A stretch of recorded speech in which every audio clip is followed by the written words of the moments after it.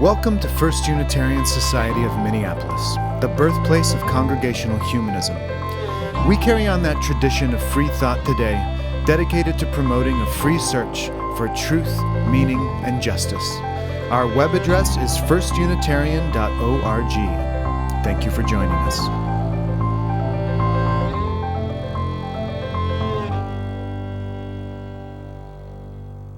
Six weeks ago, or so, many of us gathered in this room for music, poetry, a skit, and more as we welcomed the winter solstice, the longest, darkest night of the year.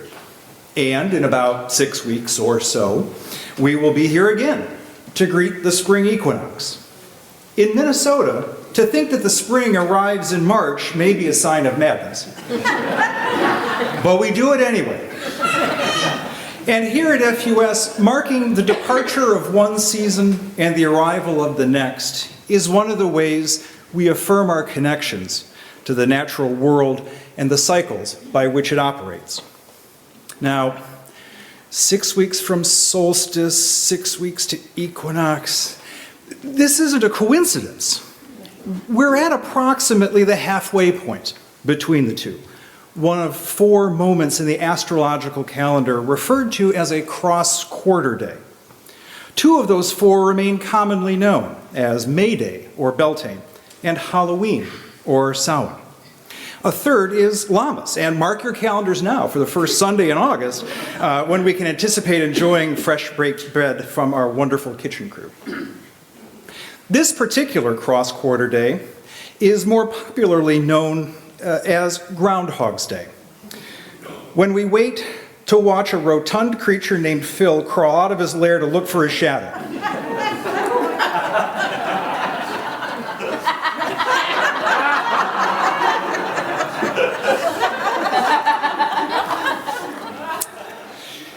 As sketchy a tradition as this is, it is really just the most recent iteration of people's observance of this seasonal halfway point over the course of centuries and millennia.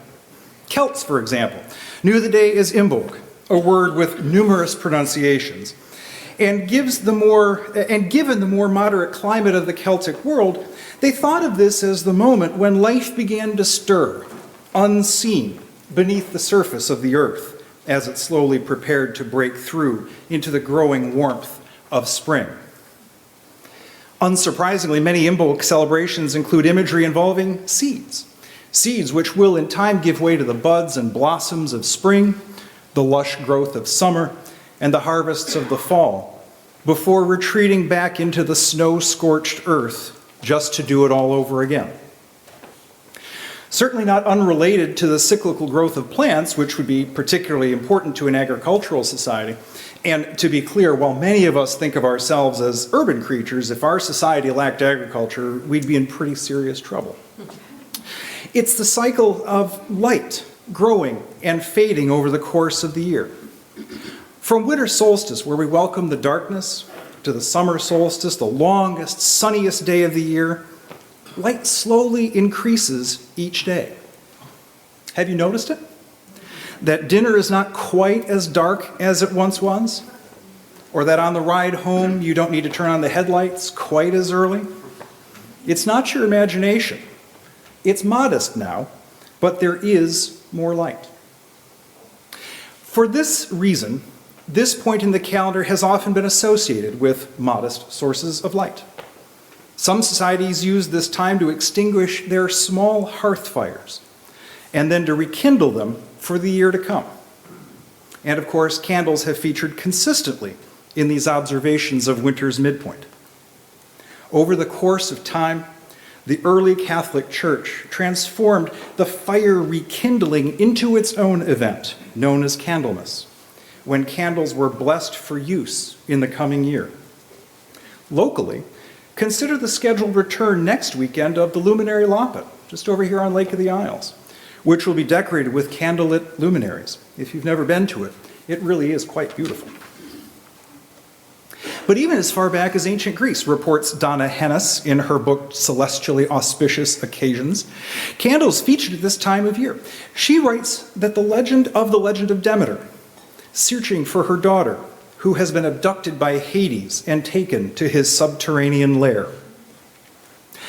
In midwinter, the land is gripped in death, writes Hennes, and Demeter, the ancient goddess of grain and fertility, descends to the underworld in pursuit of her lost dear daughter, Persephone. Disconsolate, she explores the far reaches of the territories of Hades and her own private hell, her journey lit by a single candle. The impassioned determination of her search and her ultimate discovery, that is, the discovery of Persephone, shed the first glimmer of light in the indelible dark of winter, the creative spark full of consciousness. Perhaps knowing that a single candle can dispel the darkness, candles have been incorporated into celebrations since time immemorial. Whether we consider these events religious or spiritual or related to worship, and here we enter that tricky dance with language that is part of the heritage of this place. Ancient altars excavated around the world show evidence of candles or fire having had an important role in the ceremonies which occurred there. Imagine the sense of awe and wonder with which our ancient ancestors may have viewed fire, even in the form of a simple candle. The fire gives off life-enhancing heat and light, and yet, as we have sadly seen this winter in California, if uncontrolled, it can become an instrument of destruction and death. The flame moves and flickers. It can easily be seen, but not touched, like one can touch a stone or a person, and can burn anyone who even attempts it. It's perhaps no wonder that so many human societies have considered fire to be one of the four critical elements and worthy of being embodied in spirits and gods. Now, being all fancy and modern and techy, maybe many of us don't approach fire with awe and reverence. But many of us are aware of uses of fire as a means to symbolize something important, even sacred, however you use that word. The Statue of Liberty, for example, has become an instantly recognizable symbol of what this country, a nation of immigrants, has meant, and hopefully will come once again to mean. In her poem dedicated to it called The New Colossus, Emma Lazarus wrote, "Here at our sea-washed sunset gates shall stand a mighty woman with a torch, whose flame is the imprisoned lightning, and her name Mother of Exiles. From her beacon hand grows worldwide welcome." At various memorials to particularly inspiring individuals, or to those lost in war, or to human cruelty, they feature eternal flames to represent the idea that these people will not be forgotten because of something especially important they did or experienced. The flame can help convey a sense of the sacred. This symbolism of the candle is ancient and worldwide and is not restricted to any one tradition. I recall as a college student spending a few weeks bumming around Europe and making my way to Chartres Cathedral, which is southwest of Paris. I was deep in my firmly atheist, anti-religion phase. I'm still one of those. But felt I couldn't not go to see this famous building, which was, of course, unspeakably beautiful. The soaring ceilings, the stained glass, what was not to love about it? And off to the side, as I recall, was an area ablaze with the soft light of innumerable candles, lighted by visitors from all around the world, in honor of a departed loved one, perhaps, or to bear tangible witness to a hope or fear from deep within, or for kind fortune for themselves or another. Naturally, being a committed anti-religionist, not a Catholic, let alone a Christian, I turned up my nose at the whole thing. Lighting candles at the foot of the Virgin Mary, indeed. Such superstitious twaddle. I'd do it differently today, I think. This symbolism of the candle is ancient and worldwide and is not restricted to any one tradition. As our responsive reading this morning reminded us, there are certain forms and practices which are the ancient heritage of humanity. There is no reason we need to turn away from these practices, which humans have found evocative, even magical, throughout the ages, if we can adapt them to meet our more particular needs. To paraphrase Bob Geldof's lyric, I'd believe in something just enough to light a candle. Perhaps you would too. And so today, we mark this moment in the cycle of the seasons with our own candlelight celebration. Groundhog's Day may be about shadows, but you can't have a shadow without light somewhere. For many of us, we've been experiencing shadows for the past 2 weeks. But there is light somewhere, even now, on this dark Candlemas. I want to invite you in a moment to help make FUS a place of that light by coming forward, sharing your name, lighting a candle, and telling us what calls you to do so. Is yours a candle of memory, of grief, of hope, of commitment? What is the light within you that you will fiercely defend in a still dark world? Now, we have ways for folks to participate in a number of areas. If you're on the main floor, come on up. We had a nice line last year. Why don't we form that line along here against the front of the stage?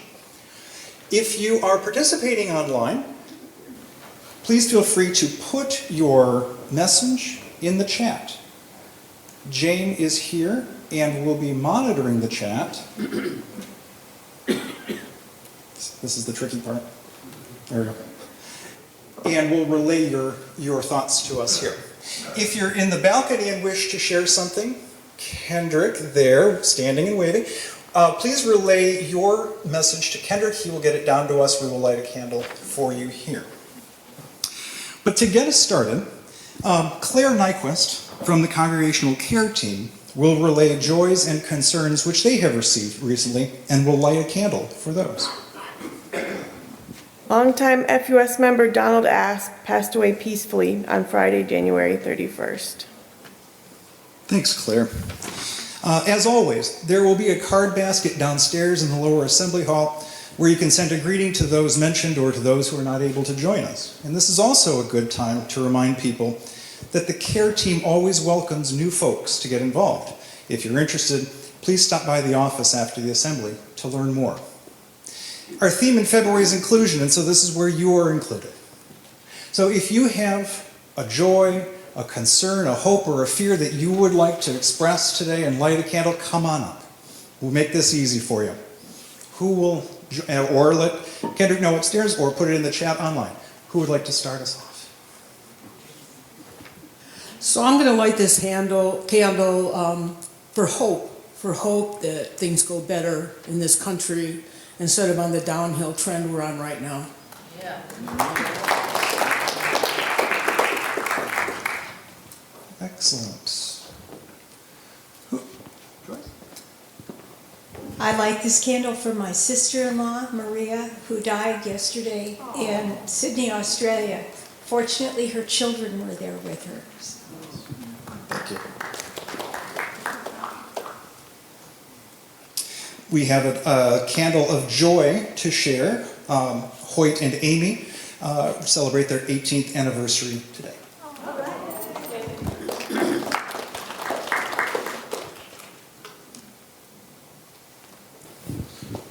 I'm Gwen. I moved from North Carolina, and I've been able to at least establish a wonderful community here and live a new life in this society. So that is my joy for this.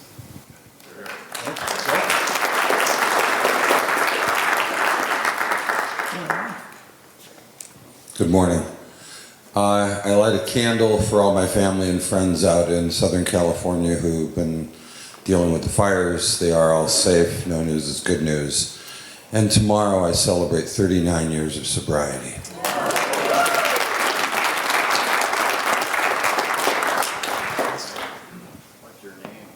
That was Alan. Yeah, that helped. Well done. Hi, I'm Marcy Lessler, and I light a candle in the hopes that I can remain steadfast amidst all the chaos of the coming months and years.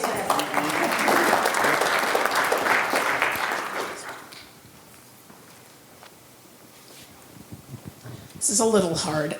My name's Jennifer Palmer. This is for, so my sister Stephanie has worked in global public health for the last 25 years. She expects that entire sector to collapse within the next week.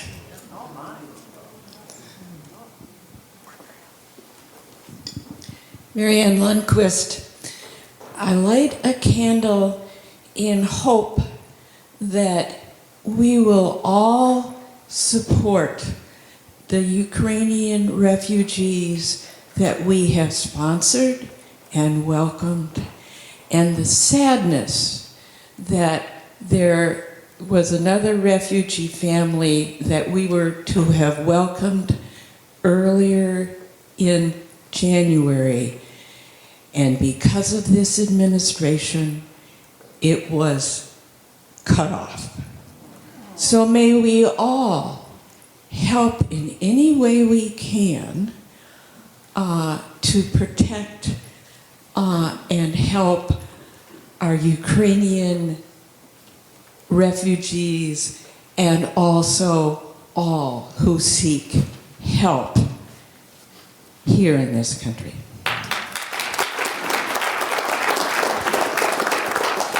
As Marianne alluded to, there's a whole team of folks who were involved in that, and hats off to all of them.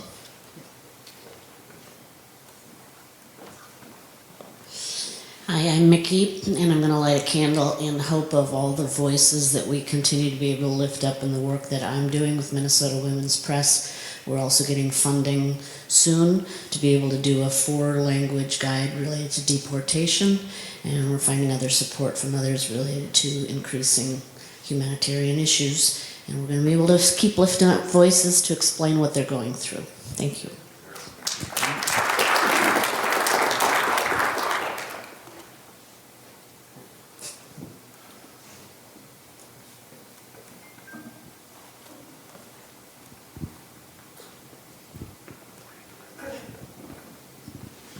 I'm Heather Martens, and I light this candle in love and hope and appreciation for the support and love we're going to need to give to each other to get through this incredibly difficult time.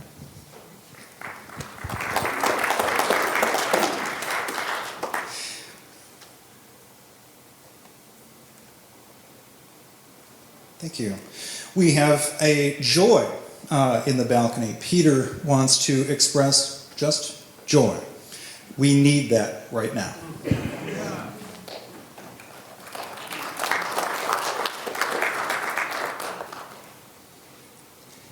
And I'm going to interrupt our flow here because we got a couple online. Okay, so Kathleen Quinlan would like a candle lit for hope. And Terrell Brown shared that his sister Barb had a celebration of life held yesterday, so in honor of his sister. Thank you both.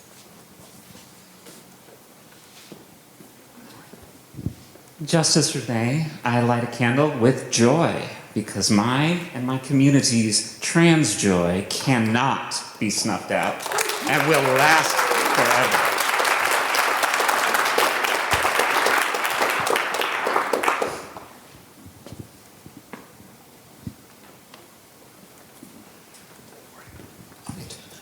My name is Nathan Hartshorn.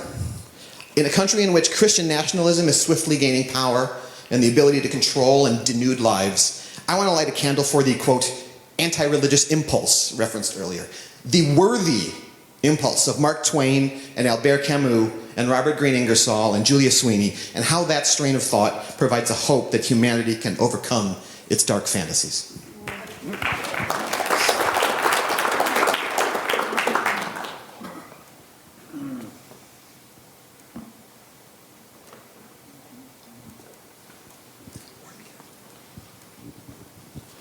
Good morning.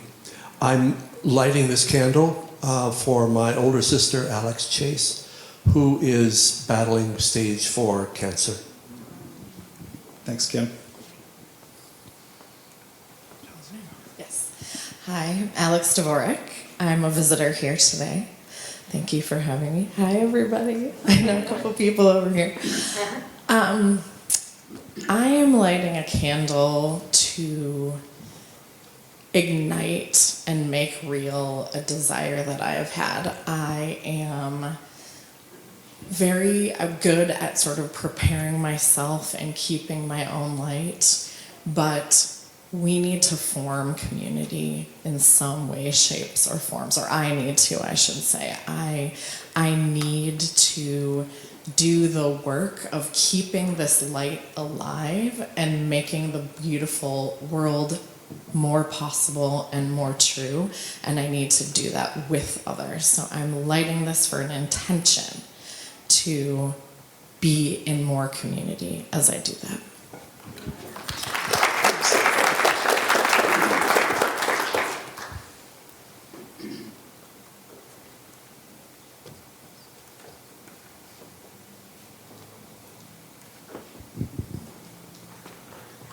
Hi, first time here, a little nervous, but I'd like to light a candle for,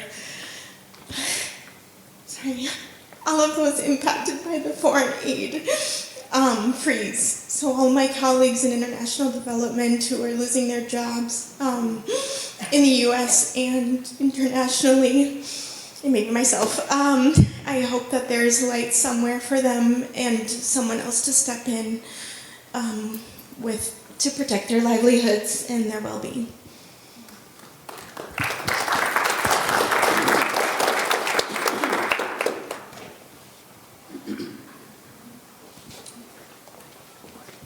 I'm Rick. I light a candle in support of all the trans people and people of color, women, immigrants, and all those who will be affected by this transition, this campaign.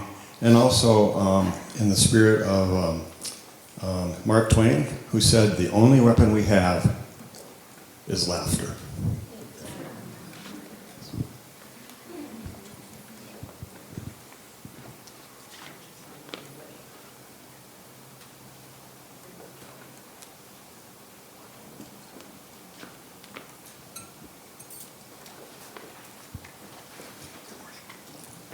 I'm Christina, this is my husband Victor, and we're lighting a candle for all of the immigrant families for safety for their children. We know our children are mixed, obviously, children and are kind of living in fear at the moment, and so lighting a candle just for safety for all of those affected.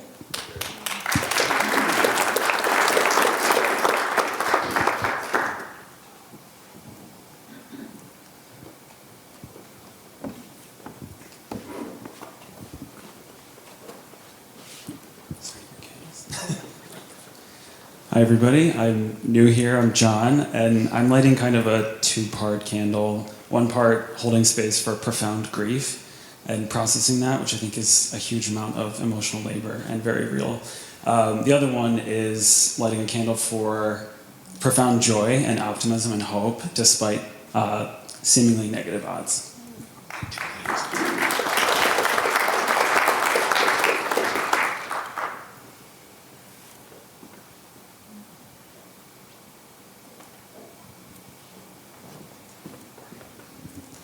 Hi, I'm Carly.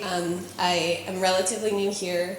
I am lighting a candle for the high school robotics students that I mentor. They are fittingly in the middle of their season of building a robot, and every day they remind me that despite everything that's going around in the world, they are still committed to becoming better humans and better to each other and to other teams and to the community, and I hope to emulate some of that.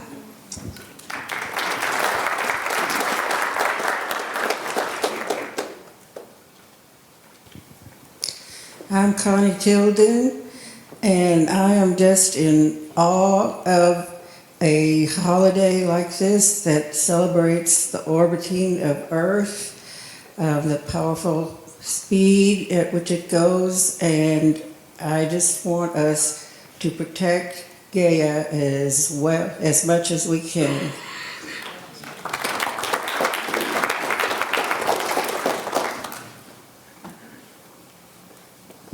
I am Tassie Bisers, and I light this candle for my son-in-law, Ian Kushner, and others who are suffering from long COVID.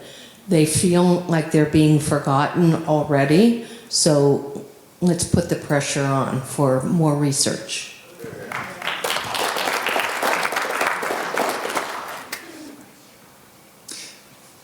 I'm going to share a note that has been posted anonymously, expressing gratitude for Reverend David Breeden, Reverend Kelly Clement, and Reverend J. Exodus Hooper, and everything they did for us.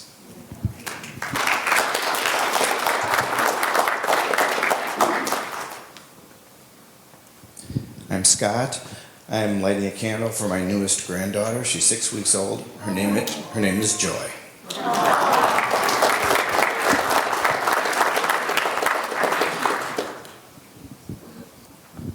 Hi, I'm Audrey Kingstrom, and I want to light a candle for two things. One is for grief, and it's already been expressed here, but I'm grieving. I think we all need to be grieving for all the people that are hurting in the world, that have been hurting, and now are hurting more because of what is happening.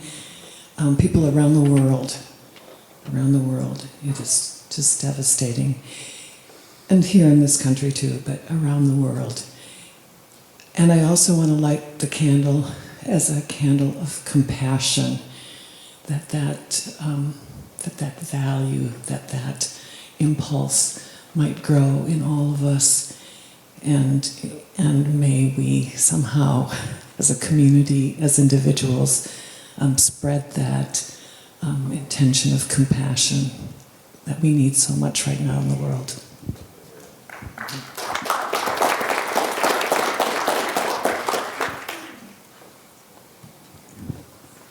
Hi, my name is Teresa. I want to light a candle for all the animals that are suffering in factory farms, how horrible their situations are and how things are getting worse under the current administration and the laws that have been brought forth to protect that animals have a decent space to live in and all the other rights that are being taken away. And my hope that this growing compassion that Audrey was just talking about will grow to encompass all beings on the planet, as our new UU Article 2 talks about. Thank you.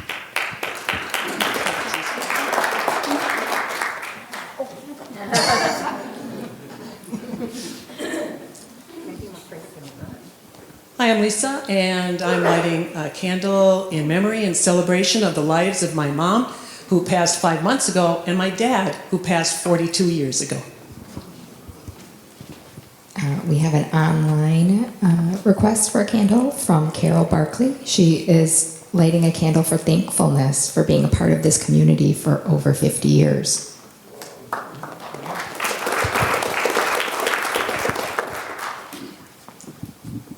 Hi, I'm Mark, and not to be too Pollyanna-ish about this, but I sat in a sea of joy last evening at a concert of 60s and 70s music. And for those of you who know how evocative and timeless that is, it was truly full of love and celebration as a counterbalance to all the dark and dreary and hopelessness that we might feel waves of in the now.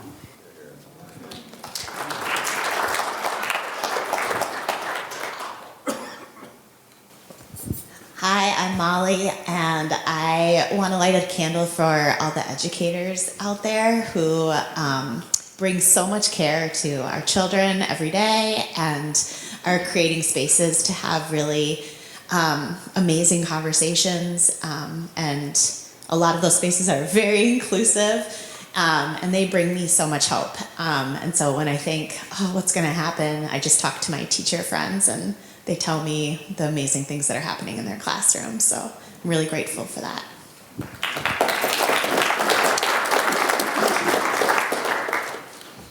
Any final participation this morning? Either balcony?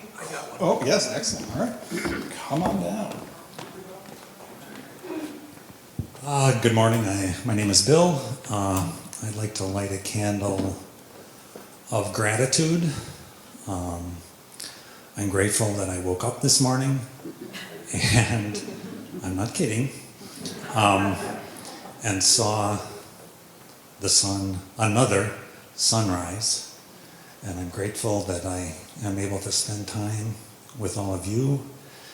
And I'm grateful that I have a loving family who I get to see every day.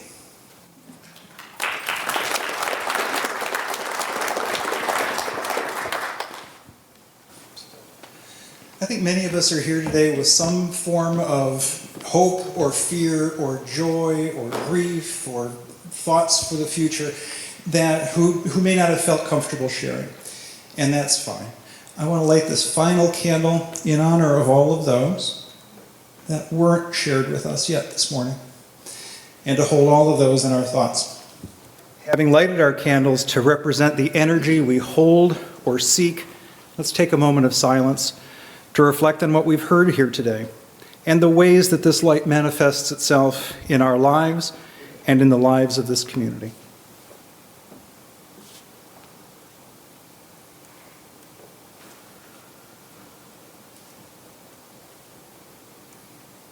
As we come out of our silence, we'll close this portion of the program today with an excerpt from a reading in our Grace songbook called Fragile and Rooted. It is number 492.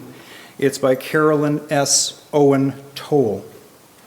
After creating an intimate portrait of a simple flower, she writes, "Marvel that this creation, while utterly fragile, yet undaunted, boldly buds forth, turning resolutely toward the sun.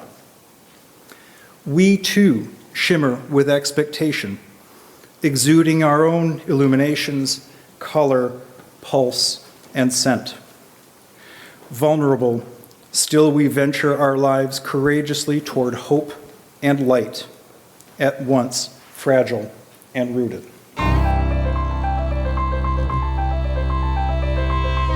Thanks for listening.